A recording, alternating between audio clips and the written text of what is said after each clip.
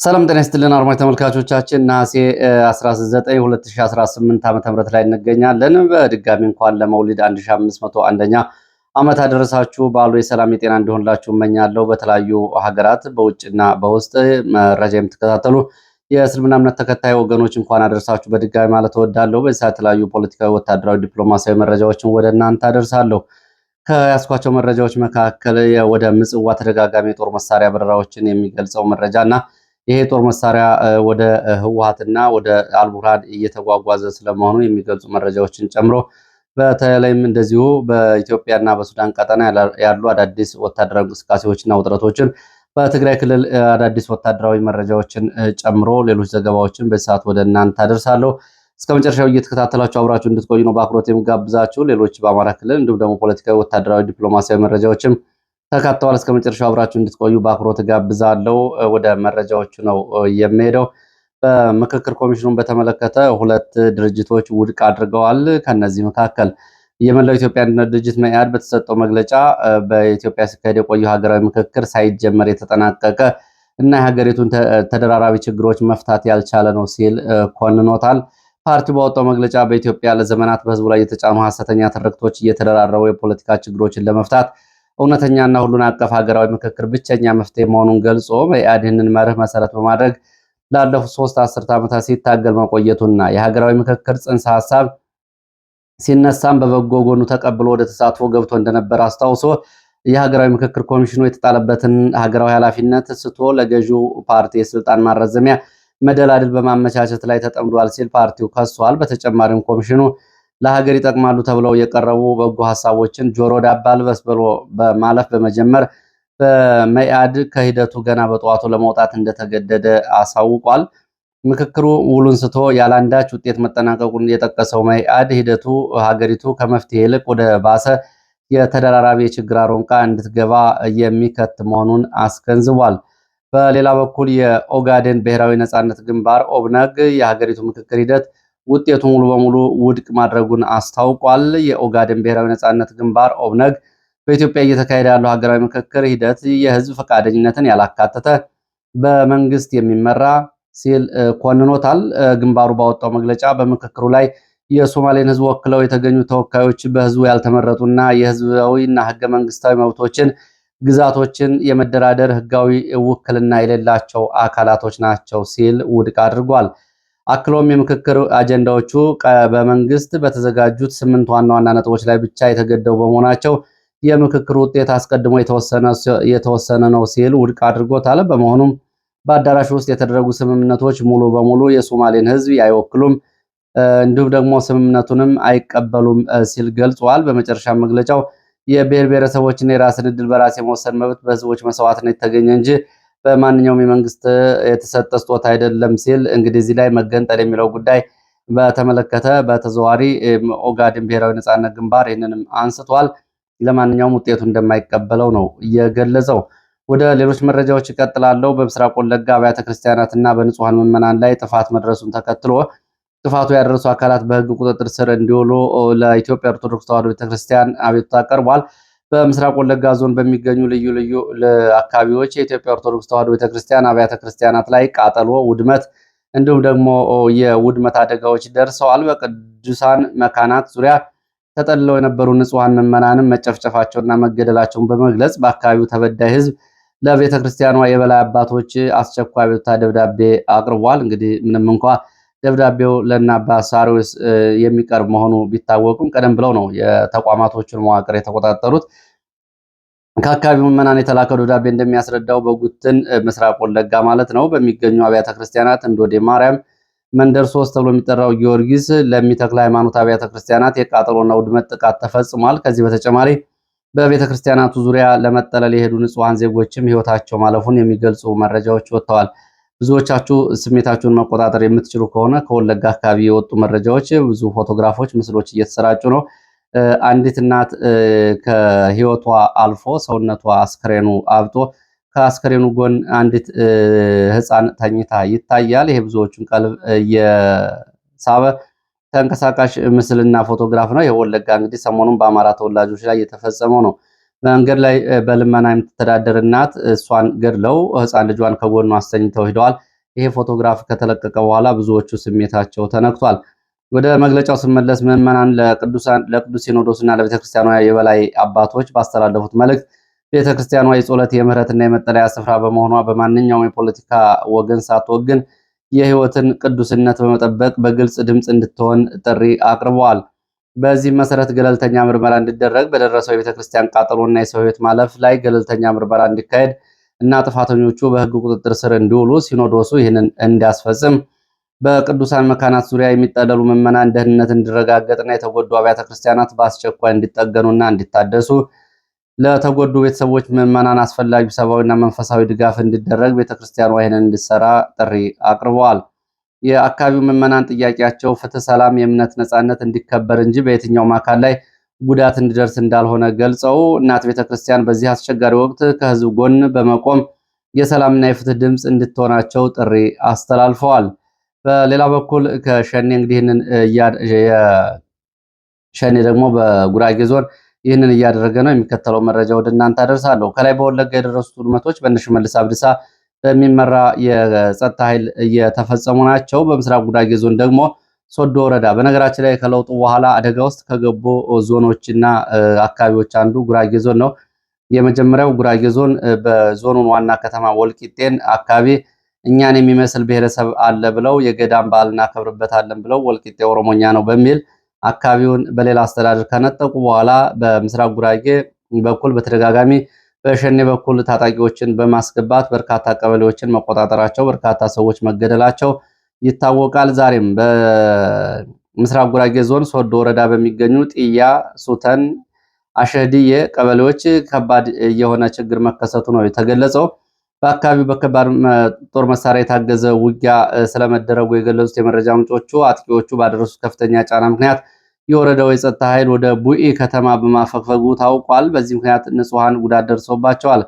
ከዚህ ጋር ተያይዞ በርካታ ነዋሪዎች ለደህንነታቸው በመስጋት ወደ ቡኢ ከተማ በመግባት ላይ ይገኛሉ። በተለይ ህፃናትና አረጋውያን፣ እናቶች፣ ህሙማን በግጭቱ መካከል ቀርተዋል የሚሉ መረጃዎች ወጥተዋል። ነዋሪዎቹ ዘንድ ከፍተኛ ስጋትና ጭንቀት ተፈጥሯል። በሌላ በኩል የታጠቁ ኃይሎች የሸኔ ታጣቂዎች ባካሄዱት ጥቃት የሱተን ከተማ በቁጥጥር ስር መውደቋን ተገልጿል። በውጊያው የሶስት የፖሊስ አባላት ህይወት ወዲያውኑ ያለፈ ሲሆን አንድ ተሽከርካሪ ሙሉ በሙሉ መቃጠሉና መውደሙን ከጉራጌ አካባቢ የወጡ መረጃዎች ገልጸዋል። እስካሁን በክስተቱ የጠፋው የሰው ህይወት መጠንና የደረሰው ሙሉ ጉዳት በውል ያልታወቀ ሲሆን ሁኔታውን በተመለከተ የመንግስት አካል እንዲደርስላቸው ነዋሪዎቹ ጥሪ አቅርበዋል። ያው እንግዲህ እነሱ ናቸው ድረስልን ያሉት። የጸጥታ ችግሩ በፍጥነት እንዲወገድ፣ የንጹሃን ዜጎች ደህንነት እንዲጠበቅ የአካባቢ ነዋሪዎች አጥብቀው እየጠየቁና አቤቱታ እያሰሙ ነው የሚገኙት። እንግዲህ በመደበኛና በኢመደበኛ ታጣቂዎች እና ሽመልስ አብዲሳ ከመልክዓ ምድራዊ አዋሳኝነት ሩቅ ከሆነው ከትግራይ ክልል ውጭ ባሉት ሁሉም የኢትዮጵያ ክልሎች ላይ ጉዳት ያላደረሱበት፣ ያልወረሩት፣ ያላወደሙት አካባቢ የለም። ያው ያኛውንም ቢሆን ደግሞ ትግራይንም ያው በብሔራዊ ጦር አራቃቸውም ያን እያደረጉ ነው የሚገኙት። ወደ አማራ ክልል የግንባር መረጃዎች መለሳለሁ። ይህኛው ደግሞ የሚያስቅ መረጃ ነው። በሰሞኑን ከባድ ውጊያ ሲደረግባቸው በነበሩት የደቡብ ወሎ አካባቢዎች የብልጽግና ባለስልጣናት በቁጥጥር ስር ውለዋል ነው የሚለው። ከነዚህ መካከል በደላንታ ወረዳ የእርዳታ እህልና ማዳበሪያ ለፋኖ አሳልፈው ሰጥተዋል የተባሉ የብልጽግና አመራሮች በቁጥጥር ስር ውለዋል። በደቡብ ወሎ ዞን ደላንታ ወረዳ ለአርሶ አደሮች ሊሰራጭ የመጣ የአፈር ማዳበሪያ፣ ለችግረኞች የተመደበን የእርዳታ ስንዴ በመጋዘን ውስጥ ቆልፈው በማስቀመጥ ለፋኖ እንዲደርስ አድርገዋል የተባሉ የወረዳና የከተማ የብልጽግና አመራሮች በቁጥጥር ስር ውለዋል። የአካባቢ መረጃ ምንጮች እንደጠቆሙት አመራሮቹ በቁጥጥር ስር ሊውሉ የቻሉት ቀደም ሲል ከፋኖ ጋር በነበራቸው ውስጣዊ ትስስር ምክንያት በመጠርጠራቸው እንደሆነ የተገለጸ ሲሆን የመንግስት የጸጥታ ኃይል አካባቢውን ለቆ በወጣበት ወቅት ለአርሶ አደርና ለድሆች መከፋፈል የነበረበት ሀብት ሆን ብለው በማዘግየት በአካባቢው ለገባው ፋኖ እንዲመችና በእጁ እንዲገባ አድርገዋል በሚል ነው ተጠርጥሮ የተያዙት። በወረዳው ስቶር ውስጥ ከ75 ሚሊዮን ብር በላይ የሚያወጣ ማዳበሪያና ስንዴ እንደነበር ተገልጿል። የደላንታ ወረዳ አስተዳዳሪ፣ የወረዳው ብልጽግና ጽሕፈት ቤት ኃላፊ፣ የወገል ጤና ከተማ ከንቲባ፣ ምክትል ከንቲባና የብልጽግና ጽሕፈት ቤት ኃላፊዎች ተይዘዋል ነው የተባለው። እንግዲህ ይህንን መረጃ ልብ ብላችሁ ከሰማችሁ መከላከያ ለቆ ሲወጣና መከላከያ ሸሽቶ ሲወጣ እነዚህ የብልጽግና አመራሮች ምን አቅም አላቸውና ከአካባቢው ይቀመጣሉ? አብረው ከመከላከያ ጋር ሸሽተው ሄዱ። እንግዲህ ይህንን በተመለከተ በተደጋጋሚ በብዙ አካባቢዎች የብልጽግና ባለስልጣናት መከላከያ ለቆ ሲወጣ አብረው ለቀው ይወጣሉ። ሲመለሱ ደግሞ እናንተ ናችሁ ይህን ያደረጋችሁት በሚል በመከላከያ ይታሰራሉ፣ ይደበደባሉ። ይሄ መረጃ እንግዲህ በደንብ መገንዘብ የሚቻለው በተለይ ለብልጽግና ባለስልጣናት እየሄዱበት ያለው መንገድ ነገም የማያድናቸውና ለእያንዳንዱ ጉዳይ ራሳቸውን ተጠያቂ የሚያደርጋቸው ብልጽግና ስለሆነ በጊዜ የሚያስቡበትን ወይም ደግሞ የሚወስዱትን አቋም መውሰድ አለባቸው። መከላከያ ዙ 23 አየር መቃወሚያ፣ ድሮን፣ ታንክ፣ መድፍ ታጥቆ ጥሎት የወጣውን አካባቢ እነዚህ የብልጽግና ባለስልጣናት በምን አቅማቸው ሊመክቱት ነው አሁን በቁጥጥር ስር እየዋሉት? ይሄ የሚያሳየው እንግዲህ በየትኛውም ሁኔታ የኦህደድ የፖለቲካ ቡድን ብታገለግሉትም ውሎ አድሮ እንደ አስፈላጊነቱ እናንተንም ከመብላት ወደኋላ እንደማይል ይሄ ማሳያ ነው። ካሁን በፊትም እንግዲህ መሳሪያችሁን ፋኖ ለምን ወሰደባችሁ በሚል በአማራ ክልል በርካታ የግል እና የመንግስት ታጣቂዎች ተይዘው ከ150 ሺህ ብር በላይ እንዲከፍሉ መደረጋቸው ይታወቃል። በወቅቱ አርሶ አደሮቹ እናንተ ታንክ ይዛችሁ ሸሽታችሁ ስትሄዱ እኛ አንድ ክላሽንኮፍ ወይም ደግሞ ሌላ መሳሪያ ይዘን ምን እናደርጋለን የሚል ምላሽ ቢሰጡም አስገድዶ ብልጽግና ገንዘብ ተቀብሏቸዋል፣ ብዙዎቹንም አስሯቸዋል። እንግዲህ ነው እየሆነ ያለው። ያው ለእናንተ ለብልጽግና ባለስልጣናት ትምህርት የሚሆን ጉዳይ ነው። እንቀጥላለሁ ወደ መረጃዎቹ። የህወሓት ከፍተኛ አመራር አማኑኤል አሰፋ አቶ አንዳርጋቸው ጽጌን በተመለከተ የሰጠው አስተያየት ዛሬ ደግሞ ከሰዓት በኋላ መነጋገሪያ ከሆኑ ጉዳዮች አንዱ ነው። በመደበኛ ሚዲያዎችና በማህበራዊ ሚዲያዎች መነጋገሪያ የሆነው ይሄ ጉዳይ የህወሓት ማዕከላዊ ኮሚቴ አባልና የጽህፈት ቤት ኃላፊ አማኑኤል አሰፋ በግል የማህበራዊ ሚዲያ ገጻቸው ባሰፈሩት መረጃ አቶ አንዳርጋቸው ጽጌን ህወሓት ለፋኖ አማላጅ ልኳል በሚል እና የትግራይ ሉዓላዊ ግዛቶችን እንደማይጠይቅም ለኤርትራ መንግስት ቃል ገብቷል ሲል የተናገረውን አንከር ሚዲያ መነሻ በማድረግ ነው ሐሰተኛና ፈጠራ የሴራ ፖለቲካ ሲል አማኑኤል አሰፋ ያስተባበለው። አማኑኤል አንዳርጋቸው ጽጌ ከብልጽግና ጋር የተጣላ ቢመስልም በህዝባዊ ኃይሎች መካከል የተፈጠረውን ትብብር ለማፍረስ ጥርጣሬ ለመንዛት እየሰራ ይገኛል ብሏል። አክሎም በትብብር ኃይሎች መካከል ያለው ትብብር በጋራ ህልውና አደጋ ላይ የተመሰረተ እንጂ አንዱ ለሌላው አማላጅ የሚልክበት ወይም ደግሞ ገጸ በረከት ቃል የሚገባበት እንዳልሆነ ሊታወቅ ይገባል ብሏል። በተጨማሪም በትግራይ ውስጥ ማንም አካል ቢሆን የትግራይን ሉዓላዊነት ግዛት ለገበያ ለምልጃ የማቅረብ ስልጣንም ሆነ ኃላፊነት እንደሌለው የጠቆመው አማኑኤል ህወሓት በኤርትራ መንግስት በኩል ሆነ በሌላ መንገድ ለማንም ኃይል የላከው ምልጃ ወይም ደግሞ የገባው ቃል እንደሌለ ሊታወቅ ይገባል በሚል በመሆኑም በጋራ ህልውና አደጋ ላይ የተገነባ ኃይል ትብብር በግለምድ በለበሱ እና በተሸፈኑ ሳይደናቀፍ ተጠናክሮ ይቀጥላል የሚል ይዘት ያለው ጽሁፍ አስተላልፏል። እንግዲህ ያው ደጋግሞ እንደተገለጸው አማኑኤል አሰፋ ወልቃይትን አንወስድም ብለን ለኤርትራም አልተናገርንም፣ በኤርትራ በኩል ፋኖ ላይ ምልጃ አላክንም፣ መተማመኛም አልሰጠንም፣ ልንሰጥም አንችልም፣ የትግራይ ሉዓላዊነት ግዛት ለድርድር የሚቀርብ አይደለም ብለዋል። እንግዲህ አንዳርጋቸውን ቀደም ብሎ በተለያየ መንገድ ፈርጆታል። እንግዲህ አሁን በዚህ ሰዓት ለጥምረቱ ትክክልም ሆነ ስህተት ጥምረቱ እንዲመጣ ሙሉ ጊዜውን ሰጥቶ እየደከመ ያሉ ሰው አንዱ አንዳርጋቸው ነው። ግን ያው ህወሓቶች ናቸው። አንዳርጋቸውን አሁን በብልጽግና መክሰስ እንዲሁም ደግሞ በመፈረጅ የበግ ለምድ የለበሰ በሚል እና ጄኖሳይደር በሚል መፈረጅ ያው የህወሓት ባህሪ ስለሆነ ሁሉም ሊያውቀው የሚገባ ነው። በነገራችን ላይ ከዚህ ጋር በተያያዘ እየሰማሁትን አንድ ነገር ልንገራችሁ። ህወሓቶቹ ፋኖን በሁለት ከፍለዋል። በእርግጥ እንግዲህ እንደነሱ ከሆነ ቀደም ብሎ በነበረው ጦርነት የተሳተፉ የፋኖ መሪዎች በጄኖሳይድ እንከሳቸዋለን የሚል እና እነዚህኞቹ ደግሞ ሌሎቹ ደግሞ እናንተ ዋስትና እንሰጣቸዋለን የሚል እንግዲህ ይህን የሚያደርጉት ሊያሸንፉ ማለት ነው። አብረን እንሰራለን እያሉ ይህንን እያሉ ነው የሚገኙት። ይሄ ቃል በቃል ከሁነኛ ወታደራዊ ምንጮች የተገኘ መረጃ ነው ከህወሓት በኩል። ለማንኛውም የሚሆነው ወደፊት እናየዋለን። በዚህ ጉዳይ ላይ እንግዲህ ብዙዎቹ በስሜት ሲናገሩ ይሰማል። ህወሓት የለወጠው አቋም የሚለውጠው አቋም እንደሌለው አሁን ጨምሮ ገልጿል። እንግዲህ ይህንን በተመለከተ በተደጋጋሚ የተባለ ጉዳይ ብዙዎቹን ያሰለቸ ጉዳይ ስለሆነ ህወሓት የለወጠው የሚለውጠውም አቋም የለም። አሁን በጎን እየተደራደረ ነው። ትናንትና ኦባሳንጆ መቀሌ ገብተው ነበረ። ዛሬ ደግሞ ከባድ መሳሪያዎቹን እያንቀሳቀሰ ነው የሚገኘው። የሚሆነውን ነገር አብረን የምናየው ይሆናል። ህወሓት አብሮ ለመስራት ከፈለገ ዋስትና መስጠት ይገባዋል። ምን አይነት ዋስትና የሚለውን እንግዲህ ያው አብሮ የሚሰራው ኃይል የሚያቀርበው ቢሆንም ህወሓት ከአሁን በፊት በነበረው የፖለቲካና ወታደራዊ አቋም እንዲሁም ደግሞ ከሀገረ መንግስት ግንባታ አንጻር የያዘውን አቋም ጨምሮ በተለያዩ ጉዳዮች ላይ ለኢትዮጵያ በተለይም ለአማራ ሕዝብ ዋስትና የሚሰጥ አዲስ የፖለቲካ ሮድማፕ ማምጣት አለበት። እንግዲህ በዚህ ሰዓት ይህ እንደማያደርጉ እየተናገሩ ነው ያሉት። በሌላ በኩል በትግራይ አካባቢ ካሉ መረጃዎች መካከል አዲስ ክፍለ ጦር ለማቋቋም የማደራጀት እንቅስቃሴ እየተደረገ መሆኑን የሚገልጹ መረጃዎች ወጥተዋል። በትግራይ ልዩ ልዩ ወረዳዎች የሚገኙ የፖሊስ አባላት ወደ መቀሌ ከተማ እንዲገቡ ከተደረጉ በኋላ ፈለገ ዳሮ ተብሎ በሚጠራ አካባቢ እንዲሰባሰቡ ተደርጎ አርሚ 71 የሚል አዲስ ጦር ኃይል ለማደራጀት በፖሊሶች በኩል ጥረት እየተደረገ እንደሆነ ተገልጿል። በራያ ቀጠናም እንደዚሁ የሚገኙ የፖሊስ አባላት ወደ ምሽግና ግንባር ሚሊሻዎችም እንዲንቀሳቀሱ ትዕዛዝ ተሰጥቷል።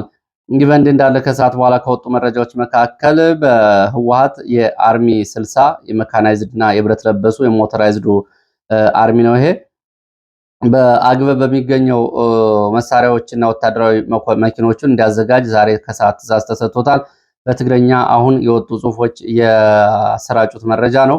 በአግበ ተብሎ በሚጠራው አካባቢ የአርሚ 60 ክፍለ ጦር 4 መድፎችን እንዲሁም ደግሞ ፈንጂዎችና ተተኳሾችን የጫኑ 8 የኦራል ጭነት መኪናዎች ዛሬ ማታ ዝግጁ እንዲሆኑ ትዕዛዝ ተሰጥቷል። ወደ የት እንደሚሄዱ የተገለጸ ነገር የለም። ምናልባት ወደ ራያ ግንባር ሊሆን ይችላል። መረጃዎች እንደሚያመለክቱት አግበ በተባለው በዚህ ስፍራ በርካታ የዚህ ክፍለ ጦር የጦር መሳሪያዎች አሁንም ተከማችተው ይገኛሉ። በአሁኑ ወቅት በስፍራው ለሚገኙት የታጣቂ አባላቱ ተንቀሳቀሱ የሚል አጣዳፊ ትዕዛዝ የተሰጣቸው ሲሆን ወታደራዊ ቁሳቁሶቹና መሳሪያዎቹን ለማንቀሳቀስ የዝግጁነት እንቅስቃሴ እየተደረገ እንደሚገኝ አሁን አመሻሹን የወጡ መረጃዎች ገልጸዋል።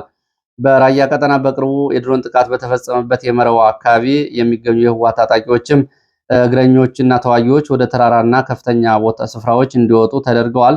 ቀደም ሲል በመረዋ ትምህርት ቤት አካባቢ በተከታታይ በተፈጸመ የድሮን ጥቃት ጉዳት የደረሰባቸው ታጣቂዎቹ አካባቢውን ለቀው እንዲወጡና በተለያዩ አካባቢዎች ደግሞ አሁንም በቡድን መሰባሰባቸውን እንዲያቆሙ ወደ ተራራማ ስፍራዎች ወደ ምሽጎች እንዲገቡ ትዕዛዝ ተሰጥቷል። ይህም እንግዲህ ያለውን አጠቃላይ ውጥረት የሚያሳይ ነው። በዚህም እንግዲህ በተለይ ስትራቴጂካዊና ስልታዊ ቦታዎችን የቀድሞ የመያዝና የመቆጣጠር ስልቶች እንደሆኑ ነው የተገለጸው። ያው ተደጋጋሚ መረጃዎች ናቸው። በሌላ በኩል በመቀሌ የሚገኙ የህወሓት የጦር ጉዳተኞች ከድሮን ጥቃት ለመጠበቅ በሚል የቦታ ቅያሪ እንዲያደርጉ ተጠይቀው ተቃውሟል። በመቀሌ ከተማ በሚገኝ መለስ ካምፓስ እና አዋሽ ተብሎ በሚጠሩ 2 የጦር ጉዳተኛ ማዕከል የሚገኙ ጉዳተኞች ወደ አክሱምና ሽሬ ከተሞች እንዲዛወሩ የተሰጣቸውን ትዕዛዝ በመቃወም የማጓጓዝ እንቅስቃሴውን ማስተጓጎላቸው ነው የተገለጸው። እነዚህ የአካል ጉዳተኞች በታጠቁ አካላት ጉዳተኞቹን ከተቋማቱ አውጥተው ወደ ሌላ አካባቢ ለማዛወር ያቀረቡት ምክንያት የደህንነት ስጋት ሊሰነዘር በሚችል የድሮን ጥቃት ጉዳት ይደርስባቸዋል በሚል ቢሆንም ጉዳተኞቹ በኩል ግን ተቃውሞ ተነስቷል። እንደ ምንጮቹ ገለጻ ከሆነ የቦታ ቅያሪው ዋና ዓላማ ተቋማቱን ለአዳዲስ የጦር ጉዳተኞች መጠለያና ማሰልጠኛ ለመጠቀም ታስቦ ነው። አሁን ወደ ጦርነት የሚገባ ከሆነ እነዚህ ማዕከላት የሕክምናና የቁስለኛ ማቆያ ማዕከላት እንዲሆኑ ታስቦ እንደሆነ ነው የተገለጸው። ተቋማቱን አሳልፈው ለመስጠትና ቦታውን ለመልቀቅ ፈቃደኛ ያልሆኑ የቀድሞ የጦር አካል ጉዳተኞች ጠንካራ ተቃውሞ አድርገዋል። ወደ ሽሬም ወደ አክሱም ለሚደረግ እንቅስቃሴ ዝግጁ አይደለንም ብለዋል። ይሁን እንጂ ቦታው በአስቸኳይ ስለሚፈለግ ጉዳተኞቹ ከተቋማቱ የማስወጣት እንቅስቃሴ በኃይልና በግዳጅም ቢሆን ሊቀጥል እንደሚችል የወጡ መረጃዎች ጠቁመዋል። በቤላሩስ የሩቢስታር አየር መንገድ ኢሉዥን 76 የጭነት አውሮፕላኖች ከሚንስክ ከተማ ተነስተው ወደ ምጽዋ ተደጋጋሚ በረራዎች እያደረጉ መሆናቸውን የወጡ መረጃዎች ገልጸዋል። ይህም ኤርትራ ለሱዳን ጦር እና ለትግራይ ኃይሎች የጦር መሳሪያ ማስተላለፊያ ማዕከል በመሆን እያገለገለች ሊሆን ይችላል በሚል ዓለም አቀፍ የአውሮፕላን በረራ ሳተላይት መቆጣጠሪያ መረጃዎች ይህንን ገልጸዋል። ባለፈውም በተደጋጋሚ ምጽዋ አየር ማረፊያ እንደዚህ አውሮፕላኖች ማረፋቸው ይታወቃል። ወደ ሱዳን በምጽዋ ወደ አልቡራን እንዲሁም ደግሞ በደብረ ዘይትና በአሶሳ በኩል ደግሞ ለአርኤስኤፍ እንግዲህ በኢትዮጵያና በኤርትራ በኩል የጦር መሳሪያዎች ወደ ሱዳን ይቀርባሉ ማለት ነው። ከዚህ ጦር መሳሪያዎች ግን ወደ ህወሓትም የሚገቡ እንዳሉ ነው በምጽዋ ከተራገፉት የተገለጸው። በሱዳን ብሉ ናይል ግዛት የፈጥኖ ደራሽ ኃይሉ ታጣቂዎች የሱዳን ጦር ኃይል የነበረችና የቱርክ ስሪት የሆነች ድሮን ዛሬ መጥተው መጣላቸውን አስታውቀዋል። ታጣቂዎቹ የወደቀው ድሮን የሚያሳዩ የምስልና የፎቶግራፍ ማስረጃዎችን አዘጋጅተው ማሰራጨታቸው ሲገለጽ በትላንትናው ዕለት ደግሞ የሱዳን ጦር በተመሳሳይ ቀጠና በዚሁ ጥቁር አባይ ግዛት ከኢትዮጵያ አቅጣጫ የተነሱ ድሮኖችን መጥቶ መጣሉን ገልጿል። የጦሩ መግለጫ እንዳመለከተው ከኢትዮጵያ በኩል የመጡ 5 ድሮኖች እንደነበሩና እስካሁን ማለት ነው በሱዳን ጦርነት ከነዚህ መካከል 3ቱ ተመተው በመውደቃቸው አሁን ወደ ሱዳን ስምሪት የሚወስዱት 2 ድሮኖች ብቻ ናቸው በኢትዮጵያ በኩል የቀሩት ብሏል። በሁለቱ በኩል እንግዲህ የሚወጡ ተቃራኒ መግለጫዎች፣ የመረጃ ልውውጦች በግንባር ላይ ካለው ወታደራዊ ፍልሚያና የኃይሎች ፕሮፓጋንዳ አንጻር መረጃዎችን ለማረጋገጥም በሚያስቸግር ሁኔታ ውስጥ ነው የሚገኘው። በኢትዮጵያና ሱዳን ድንበር አካባቢ በተለይ በምዕራብ አርማጭሆ አቅጣጫ ደለሎ፣ መዘጋ ወይም ደግሞ አልፋሽቃ እየተባለ በአረበኛ በሚጠራው አካባቢ ልዩ ቦታዎቹ አቦጢር፣ ባህረ ሰላም ተብሎ በሚጠሩ ቦታዎች በሱዳን በኩል አሁን ወታደራዊ ዝግጅቶች እንደገና መሰባሰቦችና ምሽግ ግንባታዎች እየተደረጉ እንደሆነ ታውቋል። የአቡ አቅላ ኬከል የሚመራው የሱዳን ሺልድ ፎርስ በዋና መሪው አዛዥ ወደ አካባቢው በመግባት አዳዲስ ምሽጎችን እያዘጋጀ የሰው ኃይልና ዘመናዊ ጦር መሳሪያዎችን እያከማቸ ራሱን እያጠናከረ እንደሆነ ከአካባቢው የደረሱ መረጃዎች ገልጸዋል።